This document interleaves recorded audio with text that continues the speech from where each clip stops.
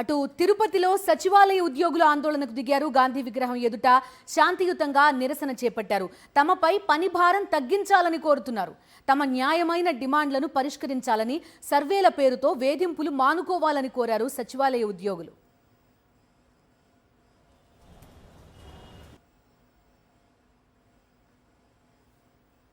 మమ్మల్ని ప్రభుత్వం ఈ విధంగా కరపత్రాలు పంపిణీ చేయడం కావచ్చు, డోర్ టు డోర్ వెళ్లి మీరు ఓటీపీలు తీసుకోండి అని మెయిన్ సుమారు మాకు రీసెంట్ గా రేషనలైజేషన్ చేసి 15,000 మంది ఉద్యోగుల్ని గాల్లో పెట్టేశారు. అంటే నో ప్లేస్ కి అలాట్ చేస్తున్నారు. అనేక సర్వేలు, రోజుకి 2-3 సర్వేలు రావడం, సర్వేలను చేయలేదని మమ్మల్ని టార్గెట్లు పెట్టి హింసించడం, వీటన్నిటి నుంచి విముక్తి కలిగించాలని, అదేవిధంగా మరీ ముఖ్యంగా 10:30 నుంచి 5:30 దాకా డ్యూటీ చేసి 5:30కు పోయేటప్పుడు కాన్ఫరెన్స్లు తీసుకోవడము, టెలికాన్ఫరెన్స్లు తీసుకోవడము, వీడియో కాన్ఫరెన్స్లు తీసుకోవడము, వీటన్నిటి నుంచి కూడా రాష్ట్ర వ్యాప్తంగా ఉన్న 126,000 మంది సతమతం అవుతున్నాం. వీటన్నిటి నుంచి విముక్తి కలిగించాలని ప్రభుత్వాన్ని వేడుకుంటున్నాం.